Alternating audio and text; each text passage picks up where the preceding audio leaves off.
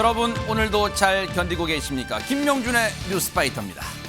더워도 너무 덥고 습해도 너무 습한데 이제 겨우 7월 1일입니다.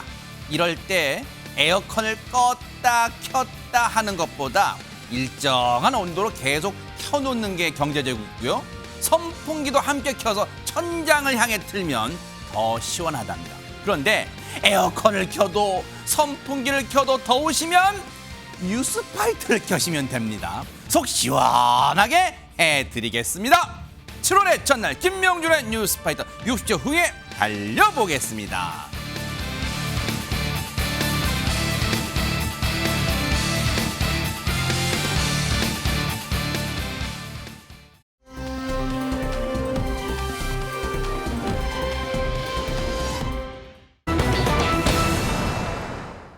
어머나 세상에 반가운 이름, 너무나도 반가운 이름 석자가 나왔는데 부쩍 야유였다니까 이거 대관절 무슨 일이 있던 걸까요? 박선배 변호사님. 대한민국 1세대 개그맨 전유성 씨 이야기입니다. 전유성 씨 하면 다들 어떤 모습으로 기억하실지 모르겠는데 전유성 씨가 올해 벌써 76세입니다. 최근 2주 전에 조혜련 씨가 전유성 씨를 만난 사진을 공개했습니다. 이 책 기증에 함께한 코미디언들과 사진을 찍어서 남겼는데 그중에 다소 야윈 얼굴에 환한 미소를 짓는 전유성 씨 모습이 눈길을 끌었습니다. 뭐 진짜 얼굴 보니까 많이 수척해졌네요, 진짜 얼굴이. 어머나. 그렇습니다. 조혜련 씨 SNS에 전유성 오빠 아이디어로 코미디언들이 남산도서관에 책을 기증했다는 글을 남기면서 오빠를 오랜만에 뵈었는데 마음이 울컥했다. 건강해지시길 기도할게요라는 바람도 올렸습니다. 아니 근데 전혜연 평론가님 물론 76이 적은 나이는 아니지만 우리가 요즘 뭐 100세 시대 그리고 평균 기대 수명도 많이 올라갔기 때문에 그걸 감안하면 또 그래 건강하실 줄 알았는데 정말 많이 수척해지셨다, 야유였다 그게 느껴져요 지금 사진에. 그렇습니다. 아마 이제 지인들이 남원에 가서 전유성 씨를 직접 만나고 오기도 하는데 볼 때마다 좀 수척해지신 거 아니냐 걱정하는 소리가 많이 들린다고 합니다. 지난해에는 이성미 씨, 양희은 씨 그리고 박미선 씨가 전유성 씨를 만났다고 하는데요. 당시에도 이 사진인가 봐요. 네, 전유성 씨가 너무 말라서 좀 걱정이 된다라는 여러 가지 소리가 나왔고 그렇다면 무슨 일이 있었던 건지 궁금하실 겁니다. 일단 전유성 씨가 본인의 근황을 밝힌 것에 따르면 지난해에 1년간 무려 3가지 병명으로 입원을 했다라고 합니다. 일단 급성 폐렴으로 입원을 했었고 부정맥으로 몸무게가 16kg이나 빠졌고요. 또 코로나까지 걸렸었다라고 근황을 밝혔는데 아마도 그 사이에 좀 체중이 많이 줄었고 아직 회복이 안 된 것으로 추정이 됩니다.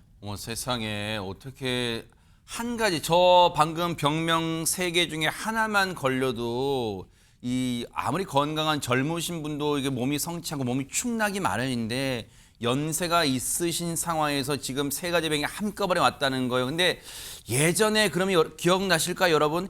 예전에 건강했던 왕성한 활동을 할 때 전유성 씨의 모습은 어땠을지 영상 만나보시고 이어가 보도록 하겠습니다. 아유, 되게 재미없네. 재밌는가? 재밌네. 저 아저씨 좀 봐.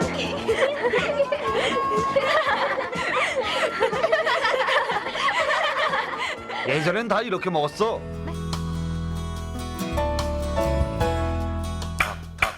무슨 생각하세요? 나? 아무 생각도 안 했어요. 내가 지금 만약에 개그맨 시험 보면 내 재능 갖고 틀림없이 떨어져. 제일 선배로서 후진양성해야 된다라는 생각을 하는 거지. 선생님의 연예인은 누구예요? 많지 뭐 구봉서, 서영춘이라는 사람들. 가장 보고 싶은 사람이 있으세요? 가장 보고 싶은 사람이 NBA 사장 보고 싶어. 지금 뭐 하고 있을까? 보고 싶어. 네, 저희 MBN 대표님께 안부 전해드릴게요.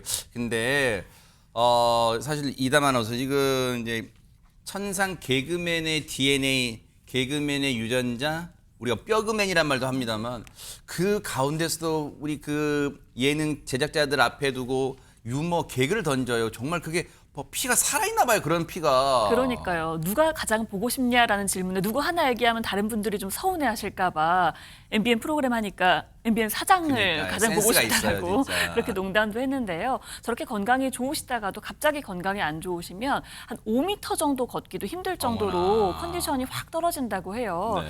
그럼에도 불구하고 이제 코미디 후배 양성을 위해서 항상 힘쓰고 계십니다. 아. 예전에 왜 코미디 시장이라는 걸 창단해서 후배들도 양성하기도 하셨고요. 그래요? 올해 같은 경우에는 지난 3월에 이제 강의를 또 하시기도 하셨고 아. 또 지난 5월에는 스탠드업 코미디 공연을 코미디언 후배인 김동하 씨와 또 같이 하기도 했습니다. 근데 사실 지난 5월 같은 경우에도 다른 공연도 하고 싶었다라고 얘기를 하기도 했어요. 뭐 최양락 씨, 이봉원 씨, 이경실 씨, 김수용 씨 이렇게 잘 하고 계시는 코미디언 분들과 함께 공연을 하고 싶었지만 갑자기 체력이 훅훅 떨어지니까 그걸 또 기획하기가 좀 어렵다고 하더라고요. 그럼에도 불구하고 후배들을 위해서 굉장히 노력을 하고 계시는데요. 네. 아까 얘기한 것처럼 이제 여러 가지로 아프면서 입원을 했다고 했잖아요. 네. 그래서 폐렴으로 입원해 있을 때 사람들이 이렇게 병문안을 와서 힘내세요라고 하는데 힘을 낼 수가 없어라고 하시더라고요. 힘을 내고 싶어도 힘을 낼 수가 없다는 거예요. 아프지 마세요. 세상에. 아프기 싫지만 아프니까요. 그런 말들은 위로가 안 되고 차라리 뭐 빨리 나아서 형님 좋아하시는 술 많이 마시러 가요. 뭐 이런 얘기가 오히려 위로가 된다라고 또 우스갯소리로 얘기를 하기도 했고요. 네. 또 유튜브 상에서 가짜 뉴스가 떠돈다면서 좀 분노하기도 했어요. 네, 어떤 가짜 뉴스요? 어떤 뉴스냐면요. 그 쇼폼으로 가짜 뉴스, 그러니까 전유성 씨가 죽었다라는 아유. 그런 영상을 만든 그런데요, 사람들이 진짜. 있습니다. 그래서 이분들을 향해서 좀 분노를 하기도 했는데 그러면서도 한편으론 죽었다 치고 조의금을 좀 미리 보내주면 좋겠다라면서 조의금을 좀 일찍 선불로 보내주면 할인해주겠다라고 네. 또 유머를 남기기도 했습니다. 그러니까요. 또 저런 악담, 악플, 거짓 뉴스를 또 개그, 유머로 승화시키는 또 정말 천부적인 재능을 갖고 계신 전유성 씨인데, 근데 앞서 보세요. 정말로 2023년 그 MBN 예능 특종세상에 나왔던 모습만 봐도 그때만 해도 정말로 잘 지내시는구나, 얼굴도 이 평화롭고. 근데 조혜련 씨가 공개한 사진 보니까 이종근 평론가님 정말 너무나 요 몇 년 사이에 정말 대조되게 부쩍 이 야유였단 말이에요. 거기다가 앞서 뭐 사망설, 그게 할 짓이에요, 사람이 진짜. 그렇습니다. 저도 한 20여 년 전에 인터뷰를 직접 했어요. 예. 만나 뵙고 인터뷰하는 내내 야, 이분은 정말 다른 사람과 좀 다른 그런 어떤 뇌구조를 갖고 있다 이렇게 생각을 했어요. 한마디 한마디가 그냥 명언들이에요. 전부 다. 그리고 굉장히 크리에이티브하고 그러다 보니까 저는 뭐 기자로서 만났지만 많은 후배들이나 그냥 많은 사람들이 늘 찾아가요. 늘 찾아가서 아이디어를 얻어내고 뭐 옛날 개그 콘서트 같은 것도 자기가 툭툭 던지면 후배들이 그거 받아 먹었다 이런 표현을 하는데 받아서 어떤 그 개그 코너를 마련하고 그랬답니다. 그런데 어느 순간부터 아까 지금 다 말씀하셨지만 좀 야위게 되고 또 병이 겹치다 보니까 그게 뜸해진 거예요. 그러니까 전유성 선생님 뭐해? 아니 좀 아프신가 봐. 이렇게 시작된 게 이게 와전이 되고 와전이 세상에. 돼서 우리가 말로는 돌아가신 거 아니야? 이렇게는 될 수 있는데 이거를 아주 나쁜 그런 사이버 레카라고 표현되는 그런 사람들이 그래? 이런 소문들이 들고 있어 하고 조회수를 위해서 그렇게 쇼츠로 사망 이런 식으로 제목을 다는 거예요. 세상에. 이건 정말 있을 수 나쁜 없는 사람들 일이고 진짜. 그래서 웬만하면 화를 안 내는데 전우성 씨는 그 소문 그런 이 사이버 레커들에 대해서는 굉장히 화를 냈다고 합니다. 세상에. 사실 그래서 저희 뉴스파이터 제작진도 이 조혜련 씨가 공개한 그 사진에 나온 전유성 씨의 부쩍 야유어진 모습이 너무 걱정돼서 오늘 저희 제작진이 전화를 드려봤어요. 건강이 어떠신지 이제 여쭤도 볼 겸. 근데 전화를 받으셨는데 세상에 공교롭게도 막 오후에 수술을 마치셨대요. 마치고 전화를 받으셨대요, 세상에. 그래서 제작진이 길게 통화를 못할 상황 같아서 아이고 얼른 쾌차하셔요라고 서둘러 통화를 마무리하고 끊었는데 세상에 그 전화를 받기 어려운 상황에서도 저희 제작진의 전화를 받아주시고 응대해 주셔서 정말 진심으로 이 시간 빌려서 감사드리고요. 정말 쾌차 잘 하시고 나중에 건강 나아지시면 뉴스파이터에 정말로 저희가 진심으로 여기 스튜디오에 한번 모시면 꼭 나와주시는 영광을 주시기를 기대해 보도록 하겠습니다. 쾌차하시기를 진심으로 뉴스파이터가 응원해 보겠습니다.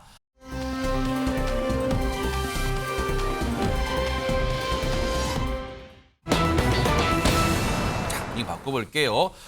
아니 제목만 봐도 진짜 섬뜩한데 근데 영화처럼이란 얘기 그 무슨 말일까? 진짜 실제 있었단 얘기일까요? 전혜연 평론가님. 그렇습니다. 영화는 영화인데 범죄 스릴러 영화 같은 계획을 세운 한 남성이 있었습니다. 60대인 이 남성은요, 이른바 일타 강사라고 불리는 유명한 강사, 그리고 재벌, 굉장히 부자인 사람들을 보통 재벌이라고 부르는데 연예인 등을 범행 대상으로 아주 면밀하게 계획을 짰다라고 합니다. 어머나? 어떤 계획이냐면요, 이 사람들을 납치해서 몸값으로 한 수십억 받지 않을까, 어머나? 돈을 빼앗겠다는 계획을 세우고요. 생각만 한 것이 아닙니다. 아주 구체적으로 정보를 모았는데요. 인터넷을 검색해서 범행 대상자에 대한 정보, 예를 들면 집 주소, 어머나? 차량 번호까지 수집했고요. 심지어는 마취제를 살 수 있는 구입처를 찾아내서 그것을 열심히 메모하면서 범행 계획을 짜고 있었다고 어머나 합니다. 세상에. 아니 이 얘기만 들어도 벌써부터 부들부들 막 떨리고 불안감에 그러는데 이게 지금 장난 같아 보이지 않고 지금 뭔가 하나씩 차근차근 지금 이 실행을 옮기는 거잖아요 지금. 그러게요. 좀 전까지만 하더라도 이게 그냥 계획에 그치는가 보다 이렇게 생각을 했습니다. 그런데 이 60대 남성 완전히 계획을 실행을 옮기기 시작을 했습니다. 어머나. 일단 자기 혼자는 안 될 것 같으니까 공범 물색에 나섰는데요.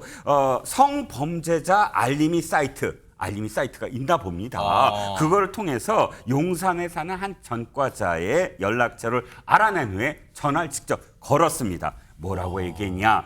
좋은 아이템이 있는데 같이 해볼 생각 있느냐? 아니 납치 이런 게 좋은 아이템이라 그래요? 저 인간 진짜. 그렇죠. 돈 많은 사람이 있는데 10억 원에서 20억 원을 빼앗으려고 한다. 어머나. 이 일이 잘못되면 징역에 갈 수도 있다라고 제안을 한 겁니다. 어머나. 그런데 일면식도 없는 60대 남성으로부터 이런 공범 제안을 받은 이 전과자 어떻게 했을까요? 바로 다음 날 60대 남성에서 걸어서 해보겠다라고 답을 했다고 합니다. 아니 세상에 아무리 돈이 좋다지만 이담 아나운서 누군지도 진짜 생면부지의 사람한테 전화를 받고 돈 벌 좋은 거리가 있는데 같이 해볼래 그런다고 같이 냉큼 같이 해보겠어요 그렇게 한다고 전화를. 그러니까요. 그렇게 전화를 해서 두 사람이 결국 만났습니다. 어머나. 전화를 받은 사람은 울산에 살고 있었고요. 전화를 한 사람 밀양에 살고 있었거든요. 어딘가에서 만났습니다. 어허. 그리고서는 이 60대 남성이 그 전과자에게 범행 계획에 대해서 설명을 하기 시작합니다. 뭐 예를 들면 대상으로 삼은 사람은 두 사람 정도고 그 사람 집을 좀 보고 있다. 집과 차 달고 있다. 장비 준비해야 되고 이 사람들이 반항을 할 수 없는 곳에서 납치해야 한다라면서 어머나, 굉장히 세상에. 구체적으로 얘기를 합니다. 그런데 이렇게 같이 범행을 하겠다 그랬던 전과자가요. 그렇게 헤어지고 나서 감감무소식이었던 거예요. 어허. 닷새가 지나도록 연락이 없으니까 네. 이 60대 남성이 결국 혼자 범행하기로 마음을 먹고 경남 밀양의 자택에서 범행할 목적으로 챙깁니다. 물건을 망원경, 흉기, 수갑, 장갑을 다 챙겨서요. 저 인간 왜 그래요 진짜. 서울로 이동을 합니다.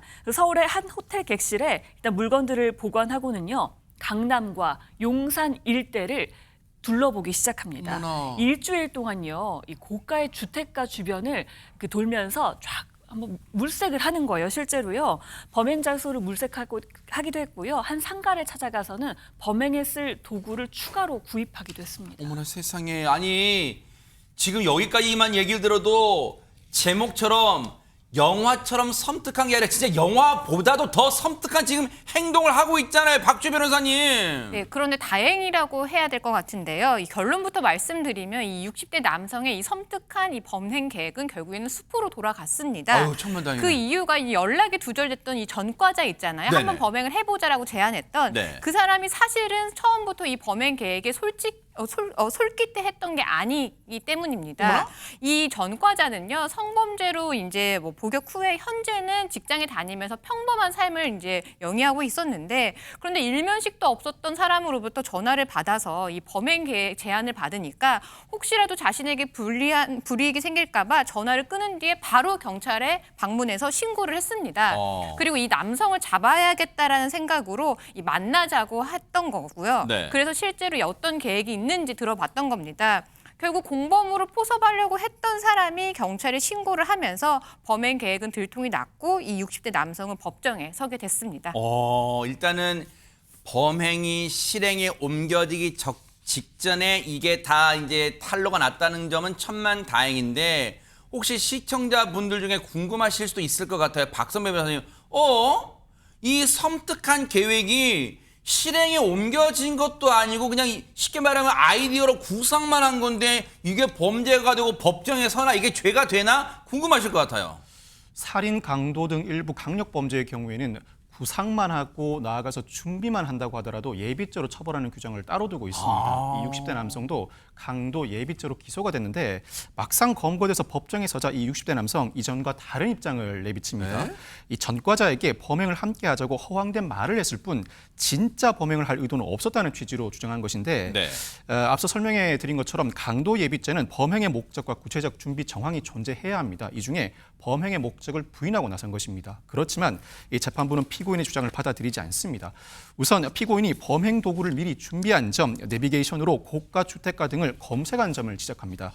또한 이 전과자 말고도 다른 공범을 물색하려고 시도한 점, 나아가서 여러 건의 강도 전과가 있는 점 등을 토대로 결국 사전에 치밀하게 범행을 계획했고 의사도 확고했던 것으로 보인다고 판시했습니다. 이에 따라서 중형이 불가피하다고 보면서도 결론적으로는 강도 범행을 저지르지 못한 점, 나이 등을 참작해서 피고인에게 징역 2년 6월에 실형을 선고했습니다. 아니 근데 징역 2년 6개월을 선고한 게 형량도 뭐 부족하다는 생각도 들지만 근데 더 걱정되는 게 이 인간이 징역 2년 6개월을 살면서 반성할까요? 박선배 변호사님 걱정되는 게 우리 그 예전에 그 속된 말로 교도소를 이제 범죄자끼리 학교라 부른다 하잖아요. 뭐 새로운 범죄 수법도 배운다고. 혹시 2년 6개월 동안 야 이 인간이 분하다. 이번에 안 걸릴 수 있었는데 혹시 하면서 안에서 또 다른 계획을 범행하고 또 그 같이 공범 대상을 뭐 포섭할 수도 있는 거 아니에요? 충분히 구상해 볼 수 있는 상황인데 이미 피고인에게는 강도 전과가 존재하고 특히 이 사안의 경우에는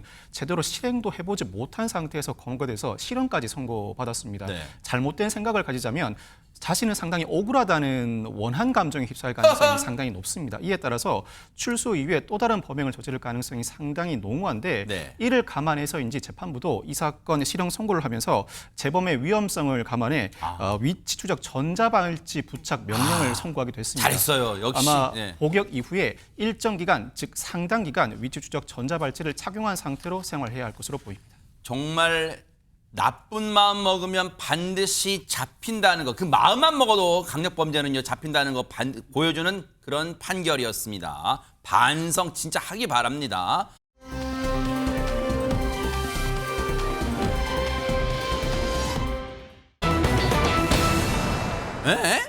제목 보세요.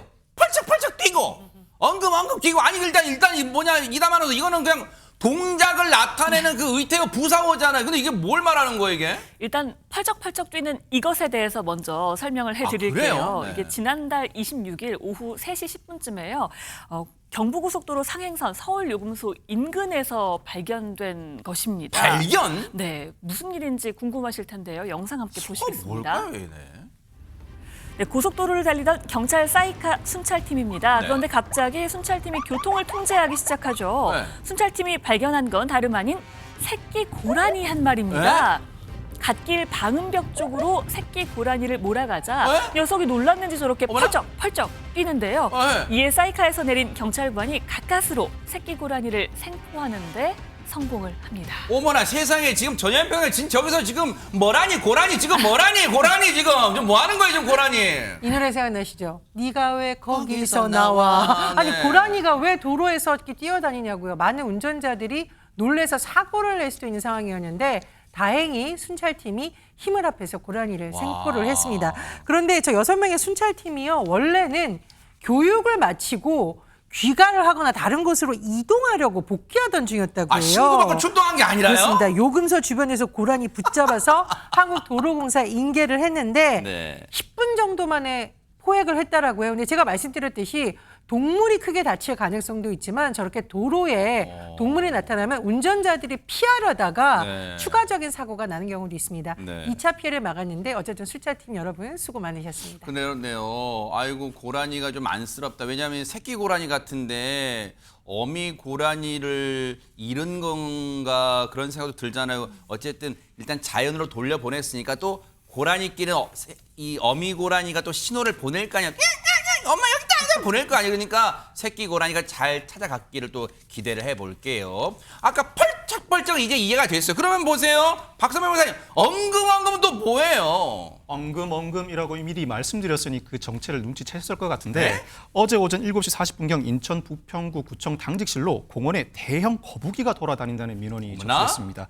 이후에 당직실의 의뢰를 받은 동물 포획 민간업체가 곧장 출동에 나섰고 신고한 주민 2명과 함께 거북이를 찾아 나섭니다. 어허. 이 동물 포획 민간업체 곧 현장에서 30cm 정도 크기의 거북이를 발견했다고 합니다. 30cm나 돼요? 상당히 큰 거북이를 발견했죠. 어머나. 그렇지만 발견하자마자 난관에 부딪히고 맙니다. 왜요? 그 이유는 당직실 지침에는 발견한 동물이 일반 야생 동물이면 방사하고 뭐 이거 얘인가 봐요. 맞습니다. 생태계 교란종이면 포획 후 살처분할 것이라고 기재가 돼 있다고 하는데 이 발견한 거북이가 일반 야생 동물인지 생태계 교란종인지 육안상으로는 확인하기가 상당히 어려웠다고 합니다. 허허. 이에 따라서 일단 자라라고 말한 주민 증언으로 일반 야생 동물로 판단했다고 하고 또 마침 인근에 기후변화 체험관이 있어서 근처 갈산 유수지에서 탈출한 것으로 보고 유수지에 방사를 해줬다고 합니다. 하하. 아니 근데 방사를 하긴 했는데 지금 저 녀석의 정체를 그러니까 이 생태계 교란종인지 뭔지 정체를 제대로 파악하지 않은 점 좀 뭔가 찝찝한데요 이게. 그러게요. 찝찝하시죠. 그게 예감이 사실로 드러났습니다. 어머나. 어떻게 됐냐면 이 일이 있고 난 다음에 오전 9시경에 수의직 그러니까 동물들을 잘 아는 수의직 담당자가 출근하면서 네. 이 상황이 완전히 반전이 된 겁니다. 왜요? 이 사진을 봤을 거 아니에요. 네.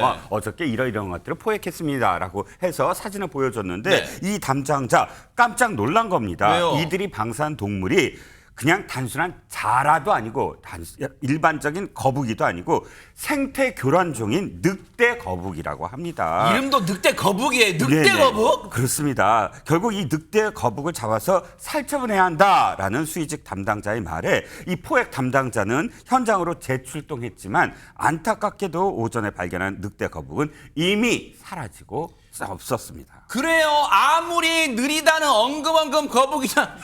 내가 느린 줄 알죠? 지금은 나 도망가고 없어. 지금 이랬을 거 아니에요. 근데 박주 변호사님, 생태계 교란종이라면 대체 어떤 해를 끼친다는 거예요, 이 늑대 거북이? 네, 이름만 봐도 늑대 거북이잖아요. 이 늑대라는 수식어가 괜히 붙은 게 아니라 매우 위험한 동물로 알려져 있습니다. 이 늑대 거북은 국내에는 천적이 없는 동물인데요. 어머나. 2022년 10월에 생태계 교란 생물로 지정이 됐습니다. 이 늑대 거북이요, 새끼일 때는 10cm 정도밖에 안 되지만 다 자라면 등딱지 길이가 47cm까지 어머나. 자란대요. 그리고 그럼 날카로운 아까 지금 이 녀석은 더 자랄 수 있다는 더 거네요? 자랄 수가 있는 거죠. 30cm라고 했으니까요. 어머나. 그래서 날카로운 턱을 이용해서 입에 들어가는 것은 닥치는 대로 먹어치운다라고 하는데 에? 실제로 이 늑대 거북은요, 물가에 사는 생물 중에 악어 다음으로 최상위 포식자라고 알려져 있습니다. 진짜요? 그래서 어류, 조류, 양서류뿐만 아니라 막 소형 포유류까지도 이제 먹어치울 정도로 포식성이 강하고요. 또 무엇보다 성격도 사납고 매우 공격적이라서 사람도 물리는 매우 위험할 수 있다라고 합니다. 오! 야, 아니 근데 이담 아나운서 우리 보통 옛날 토끼와 거북이에서 용왕님 저기 토끼 따라간 저기 토끼 잡으러 간 거북이 그 말 잘 듣는 거북이만 생각할 때 아 순종적이구나 했는데 와 이렇게 늑대 거북이 정말 포악한 동물이 몰랐는데 그럼 우리가 빨리 잡아야 되는 거 아니에요? 그러니까요. 그 착한 거북이가 아니라 늑대 거북이. 아까 보셨잖아요. 굉장히 사납기도 와. 하잖아요. 빨리 잡아야 하는데요. 그래서 뉴스파이터 제작진이요. 이 방송 시작 전에 이 부평구청 쪽에 직접 취재를 해봤습니다. 네. 아직까지는 잡히지를 않았대요. 어떡하죠? 하지만 포획 작업을 계속하고 있다고 이야기를 했고요. 네. 또 앞으로는 이런 사례를 방지하기 위해서 거북이 종류는 우선 포획을 한 뒤에 어떤 종류인지 확실히 확인하고 조치를 하는 것으로 앞으로는 지침을 수정을 했다고 합니다. 네. 그리고 시민들에게요. 아까 말씀드렸다시피 굉장히 또 위험하다고 했잖아요. 그래서 만약 이런 거북이를 보시면 뭐 잡거나 뭐 가까이 다가가지 마시고 구청으로 바로 신고를 하는 게 가장 안전하다라고 또 이야기를 전하기도 했습니다. 근데 문득 드는 생각인데요. 일단은 급선무는 박선배 변호사님이 저 늑대 거북 지금 더 충분히 자랄 여지가 있네요. 지금 등딱지가 30cm밖에 안 되는 녀석이니까 이게 최대로 47cm까지 자라는 종이니까 더 자랄 수 있는 무시무시한 녀석이에요. 그러면 빨리 잡아야 되는 급선무인데 저게 지금 국내에선 천적이 없는 외래 유입종이라고 그랬잖아요. 그럼 저 녀석이 저렇게 이 허허벌판을 다닌다? 그러면 혹시 누가 키우다가 유기한 걸까요? 어디서 저게 나타나서 지금 다니고 있는 걸까요? 현재 관계기관이 추정하기로는 우리나라에서 자연적으로 발생하지는 않았을 것이다. 우리나라에는 애초에 없는 종이다 보니 누군가가 외국에서 아이 상태일 때 들여와서 애완용으로 키우다가 새끼 상태에 들어가고 새끼 상태에서 애완용으로 키우다가 어느 순간에 방생했거나 잃어버렸을 가능성을 가장 높게 점치고 있습니다. 즉 애완용으로 키우다가 어떠한 사정에 의해서 그대로 유기하거나 방생했을 가능성이 무게를 두고 있는데 그 가능성이 가장 높고 일부 방생한 이후에 번식을 일부 했을 수는 있겠습니다만 아직까지 번식력이 커서 넓게 새끼를 출산하지는 못한 것으로 보입니다. 충분히 조기에 애 잡아서 처분을 한다면 불상사는 막을 수 있을 것으로 전망됩니다. 이게 왜냐면요. 정말 제가 농담한 사람만 말씀드린 게 아니에요. 그 구청 관계자뿐만 아니라 이 필요하다면 좀 바쁘시겠지만 경찰, 소방 인력 등 동원해서라도 빨리 포획해 주세요. 왜냐하면 아이들이 저 거북이를 보고 거북이다 귀엽다고 다가갔을 때 혹시라도 정말 큰 사고 날 수 있잖아요. 그러니까 반드시 저 무서운 녀석 늑대 거북 반드시 이 방송 끝나면 포획했습니다라는 반가운 소식이 들려오길 진심으로 기대해 보도록 하겠습니다. 부탁드리겠습니다. 포획을요.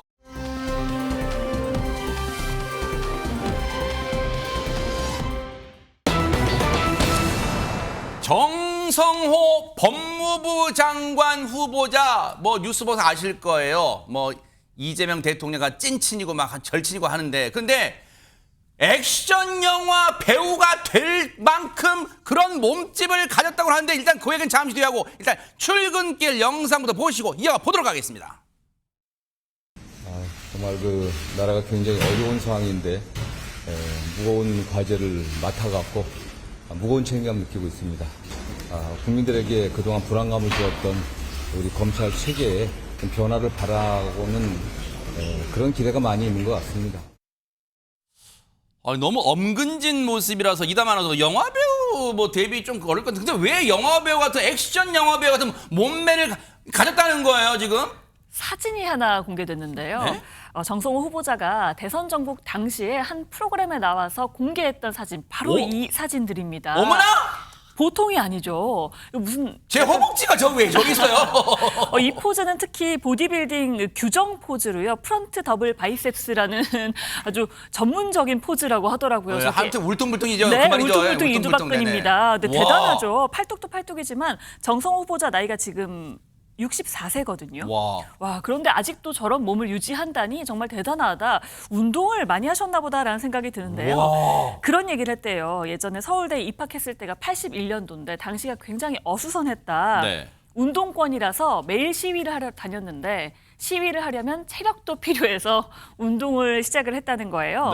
네. 특히 서울대 그 역도부 간판 옆에 현대의 가슴에 원시의 힘을이라는 구호가 써 있었는데 그게 너무 멋있어서 거기에 홀려서 현대의 가슴에 역도부에 원시의 힘을 대박 쌌구나. 네, 들어갔대요. 그래서 법과대학 출신으로는 이례적으로 역도 부장까지 했다고 하고요.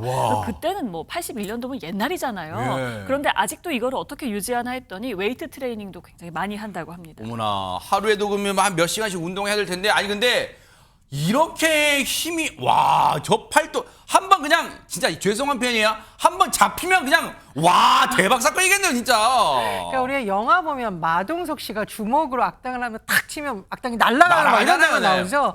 그런 거 상상을 합니다. 요즘 많이 비교하는 사진이 올라오고 있는데 하지만 사실 정성호 의원이 여의도에서는 정말 신사 중에 신사로 불리시거든요. 그래요? 굉장히 합리적이시고 중진 의원답게 같은 당 의원들하고도 대화 잘 하시지만 다른 당 의원들에게도 굉장히 품이 있다 이런 평가를 받고 계십니다. 근데 이런 농담을 했다라고 하는데 만약에 내가 사석에서 혹은 국회에서 몸싸움 나눔에 직접 개입했으면 한 팔에 한 명씩 들고 나올 수 있다. 그럴 수 있겠네요. 나왔다고 하는데 제가 오늘 굉장히 재미있는 댓글을 봤습니다. 만약에 법무부 장관이 되신다면 양복만 입고 나오지 마시고 가끔 딱 붙는 반팔티 입고 나오셨으면 좋겠다. 그 정도로 요즘 또 팬이 많아진 것 같은 분위기도 합니다. 근데 보세요. 저 팔뚝 있잖아요. 마동석 씨가 이렇게 팔뚝 보이는 그 사진과 이 비슷한 싱크로율이 정말 거의 100% 가까운데 저 사진을 보고 누리꾼분들 뭐라고 한마디씩 했을 것 같은데요 지금. 네, 누리꾼들이 굉장히 재미있는 반응들을 많이 보였는데요. 이 굉장히 재미있는 댓글 중에 하나는 이래서 운동권인 것 같다. 그러니까 운동을 열심히 해서 운동권인 것 같다라는 얘기도 했고요. 사실 젊은 사람들도 근육 키우기 굉장히 어려운데 진짜 60대 나이에 저런 근육을 유지한다라는 게 진짜 장난 아니다. 이런 반응도 있었고요. 3대 500 치겠는 걸 이런 반응도 있었습니다. 네? 이게 3대라는 게 뭐냐면요. 네. 웨이트 많이 하시는 분들은 아실 텐데 대표적인 3대 운동기구가 데드리프트, 스쿼트, 벤치프레스인데 이걸 합쳐서 500kg 정도 들 수 있을 것 같다라는 반응이었습니다. 3대 500. 네, 그리고 국힘 김재섭 의원하고 둘 중 누가 더 무게를 많이 칠까 궁금하다. 이런 반응들도 있었습니다. 아니 누리꾼분들 댓글이 잘 나가다가 이종근 평론가의 갑툭튀 네. 국민의힘 김재섭 의원 얘기가 왜 나와요 지금? 아까 3대 500 말씀하셨잖아요. 3대 500 치겠는 걸 이렇게 지금 누리꾼들이 얘기했죠. 네. 김재섭 의원이 3대 500을 치는 사람입니다. 어머나, 진짜예요? 이거 보통 평균 일반인들은 한 180 합쳐서 네. 킬로그램인데 이거 전체 500kg이 돼야 되거든요. 우와. 이 김재섭 의원 아까 그 언급된 정성호 의원의 서울대 법대 후배죠. 아하. 그런데 정성호 의원 못지않게 운동을 했던 사람입니다. 서울대 아하. 다닐 때부터 원래는 유도를 하려고 했대요. 중학교 때. 그런데 어머나 애때다. 그렇죠. 어깨를 다쳐서 이 유도의 꿈은 접었고 네. 그다음에 공부를 했다고 합니다. 그런데 학교 들어가서 또 유도 못지않게 격한 운동 있죠. 럭비. 럭비부 들어가서 럭비부 주장으로 활동하기도 했고요. 와. 아까 말씀드렸듯이 헬스를 꾸준히 해서 3대 500을 찍는 난자로 유튜브에 출연하기도 했다고 합니다. 아니 이분들은 그냥 운동부에 들어간 게 그냥 들어가면 일단 들어가면 주장을 맡네요. 진짜 대박 사건입니다. 정성호 의원은 역도 부장 그리고 여기는 럭비 부장 대박 주장을 맡았는데 지금 정성호 의원의 팔뚝을 본 김재섭 의원은 뭐라고 했을까요? 얘기 들어보시고 이어가 보도록 하겠습니다. 정성호 의원의 근육 사진을 보고 저도 봤어요. 김재섭 의원과 맞붙는다면 무게 치는 걸로 누가 이길까 뭐 이런 얘기가 있어서 그 얘기들이 많이 나오더라고요. 저한테도 정성호 의원님이랑 저 누가 더 뭐 많이 들어요? 뭐 이렇게 했는데 그 제가 정성호 의원님과 사석에서 이 내용은 둘이 깔끔하게 정리했습니다. 정성호 의원님께서 저한테 그랬어요. 나는 취미고 라고 하셨어요. 물론 저도 취미이긴 하지만 네, 그렇게 정리가 됐어요. 제가 보기엔 이제 취미 수준. 네. 취미 죄송합니다. 의원님. 죄송합니다. 의원님. 예. 아니 하늘 같은 선배한테 지금 김재섭 의원이 약간 고웃음이 나왔단 말이에요. 그럼 지금 뭐 자기가 더 세다는 거, 무게 더 많이 친다는 거예요 지금? 글쎄 이러다가 여의도에서 여야 대표로 혹은 장관 대 국회의원으로 3대 500 대결 벌어지는 거 아닐까 생각이 드는데 근데 중요한 것은 물론 김재섭 의원님도 대단한 어떤 운동 마니아로 알려져 있지만 정성호 의원님이 저걸 몇십 년간 유지를 했다라는 그러니까요, 거죠. 대단하네요, 네. 정치 활동을 하면서 저런 체력을 유지하신다는 게 대단한데 어쨌든 법무부 장관 후보자라는 면에서 지금도 또 다른 측면에서 과제가 많으신데 아마 그래도 틈틈이 운동하시면서 살짝 뉴스파이터에 본인 나온 방송 찾아보시지 않을까 그런 생각도 듭니다. 아니 이건 TMI인데요. 정성호 의원이 저렇게 몸매 관리하는 건 일단 하루 2끼 먹는데요. 2끼만. 그리고 하루 2시간씩 그 무게치는 웨이트 트레이닝 꾸준히 하고 하루도 게을리하지 않고 이거 대단한 거예요. 그러니까 저 몸매가 되는 거예요. 저 연세에. 그러니까 어떤 그런 노력 그리고 꾸준함은 우리가 배워야 되지 않을까 그런 생각해 보는데요.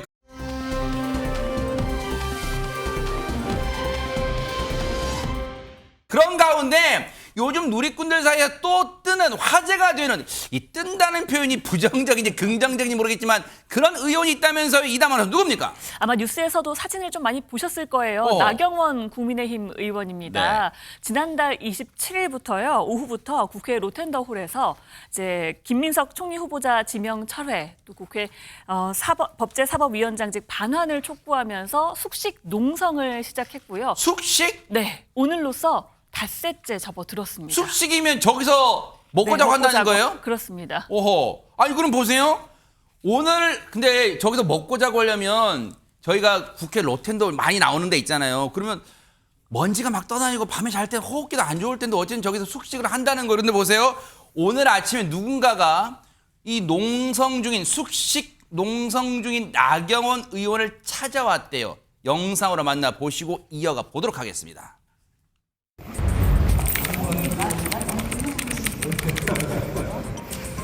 안녕하세요. 아니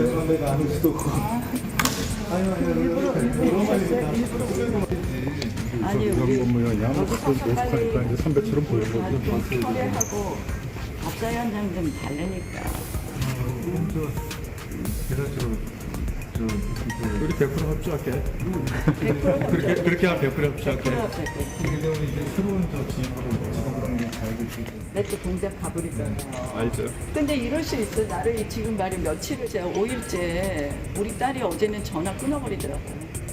내가 전화했더니 진짜 누구야 누가 이렇게 뭐 앞장을 누구야 누가 이렇게 바캉스 토요일에 에어컨도 안 틀어주면서 뭐 동정 남매라고 그러더니 엄청 고생시키고 다 가져가고 말이야. 아 진짜 이렇게 얘기하면 또 일단은 민주당의 새 원내대표 김병기 의원이 글쎄요. 박선배 변호사님 위로차 찾아간 걸까요? 아니면 그래도 바로 이웃 지역구 지역구가 동작 갑인가요? 김병기 의원이 이 위로차 찾아갔을까요? 동지의 차원에서 어쨌든 가서 좀 거듭 죄송합니다라고 했는데 뭐가 죄송하다는 걸까요?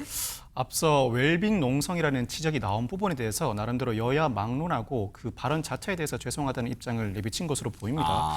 앞서 나경원 의원이 탁상용 선풍기를 앞에 두고 있는 사진이나 김밥 사진과 같은 농성 중 사진이 공개되었는데 이를 두고 박홍근 의원이 지난달 28일 SNS에 웰빙 김밥 먹고 커피 전문점 커피 마시고 덥다고 탁상용 선풍기 들고 캠핑 같기도 하고 바캉스 같기도 하다고 글을 올린 바가 있습니다.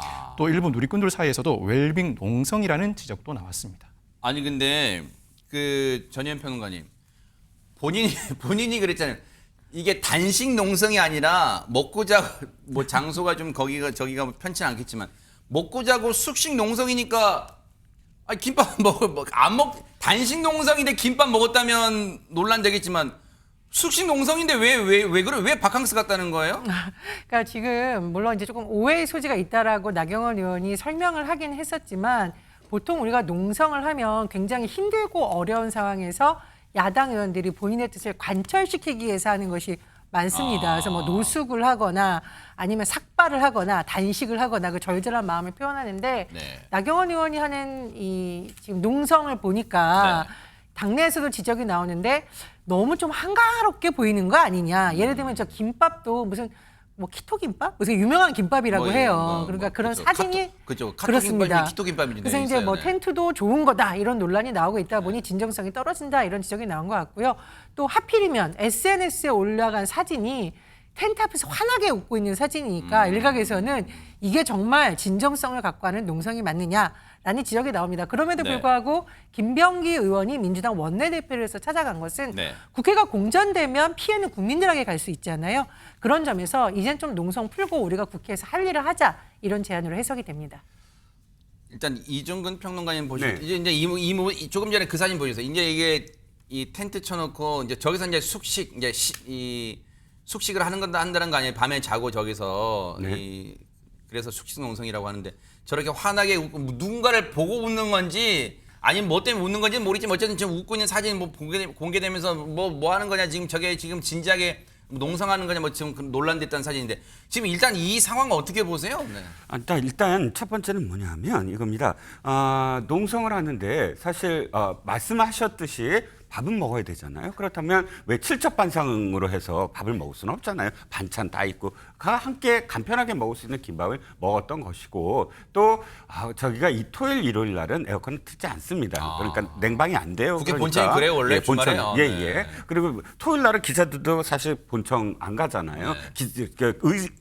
의원들은 모두 다 지역구 갑니다. 토요일 날은. 그러다 보니까 국회도 사실 거의 이제 개점 휴업이에요. 그래서 더워서 뭐 선풍기 할 수 있습니다. 근데 일단은 그런데 이 사진이 사람들에게 공감이 가게 하지는 못한 것 같아요. 그러니까 우리가 보통 농성을 하는 이유가 뭡니까? 내가 불편함을 감수하겠다는 거예요. 나의 일상의 불편함, 내가 일상적으로 행위하는 그런 어떤 시원함 그리고 뭐 배부름 그런 걸 다 떠나서 내가 어느 정도 희생을 하면서 원하는 바를 쟁취하겠다. 그런데 지금 먹는 사진이나 웃는 사진이나 이런 사진들은 이 사람이 뭔가 지금 내놓고 희생을 하는 것처럼 보이지 않거든요. 그러니까 농성이 농성처럼 보이지 않았던 거예요. 그래서 아니 왜 농성을 저렇게 해라는 얘기가 나오고 또 농성 자체가 사실은 조금 구태잖아요. 이제는 단식, 농성, 삭발 20, 30대는 잘 공감을 못해요. 그래서 약간의 옛날 방식의 어떤 의사 표현 방식이다 이런 것들이 맞물려서 아마도 인터넷에서 그런 좀 비판적인 목소리가 나오는 것 같습니다. 앞서 보신 것처럼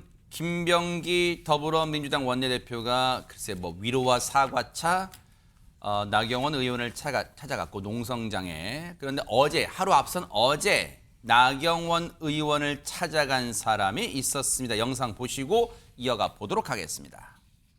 여기 왜 오셨어요? 국리 후보자는 거기 가서 우리 김밥 먹었죠. 웰빙 단식. 웰빙 나는 언제 단식한다면서. 단식하시는 건 아니고요. 다시게도 안 내려올 거잖아. 그래 확실히.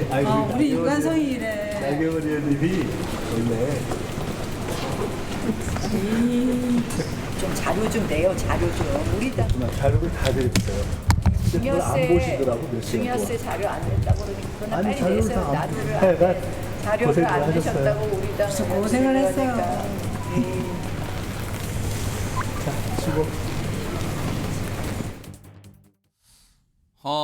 일단은 이종훈 평론가님, 김민석 후보자에 대해서는 이 여권에서는 마지노선으로 3일 제시하고 그랬다는데 네네. 총리 철회해달라. 청문회도 네. 끝났고 네. 근데 어차피 지금 국민의힘이 의석수가 워낙 적다 보니까 민주당이 그냥 강행을 하면 인준 그대로 통과합니다. 그러니까 이런 어떤 그런 논송 등을 통해서 철회하라. 스스로 철회하라라고 이제 요구를 하는 것이고요. 지금 좀 전에 분위기는 사실 서울대 동기입니다. 82학번. 82학번 동기이고 그러다 보니까 당사자와 또 농성자의 어떤 만남이지만 그래도 조금 더 좀 이렇게 소통을 했던 것 같고 또 김민석 후보자 자신을 철회하라고 요구하는데도 불구하고 직접 찾아가서 저렇게 소통을 하려고 했고 하는 장면들은 서로 아웅다웅만 하지는 않고 이렇게 소통을 하는구나라고 여기실 수 있는 부분이 있는 것 같아요. 근데 공감이라는 차원에서 보면 전현 평론가님 같은 당 내에서도 이게 으쌰으쌰 이렇게 지지를 해줘야 되는데 같은 당 내에서 저 농성에 대해서 뭔가 쓴소리가 나온다면서요? 예, 김종혁 전 최고위원이 나경원 의원의 농성 상황을 피서 농성 아니냐라는 식으로 이렇게 지적을 했습니다. 김종혁 전 최고위원이 지금 나경원 의원이 하고 있는 농성 방식, 예를 들면 국회 본청에서 좋아 보이는 텐트를 치고 김밥 먹고 커피 먹고 화보 찍듯이 활짝 웃고 있다. 이렇게 여러 번 지적을 했었는데요. 중요한 것은 국민들이 이걸 농성이라고 생각해 주겠느냐. 이런 취지로 지적을 했습니다. 근데 나경원 의원이 바로 받아쳤는데 이거 해당 행위하는 발언이다라는 취지로 받아쳤는데요. 마치 민주당이 말하는 것처럼 악의적인 조롱 프레임을 가졌다가 하는 거 아니냐. 내부 공격이라는 식으로 맞받아쳤습니다. 근데 김종일 전 최고는 여기서 또 가만히 안 있고요.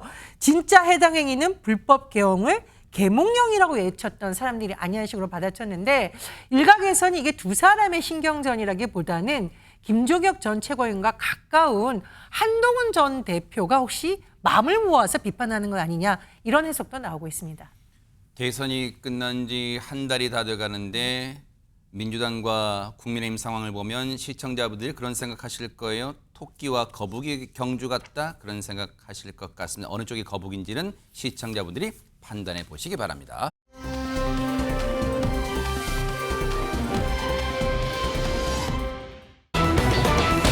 어머나! 우리 이담 아나운서 이름 등장했잖아요. 감히 누가 이담 아나운서 담을 넘어요, 진짜. 그러니까요. 누군가 저를 넘어갔습니다. 어떤 일인지 제가 설명을 해드릴게요. 네. 지난 5월 9일 오후 1시쯤이었습니다. 서울 올림픽대로에서 교통사고가 발생을 했는데요. 사고가 나면 사고 처리를 해야 되잖아요. 맞아요. 그런데요. 가해 차량 운전자가 조치도 없이 그냥 달아나 버렸다고 합니다. 그렇게 달아나면서 담을 넘어간 거예요.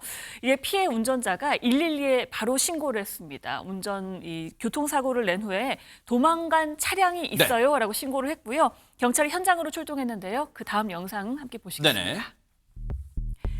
네, 예상 도주를 수색하던 경찰의 눈에 용의 차량이 눈에 띄었습니다. 사이렌을 울리면서 정차 요구를 하니까요. 순순히 네. 갓길로 가서 차를 세웁니다.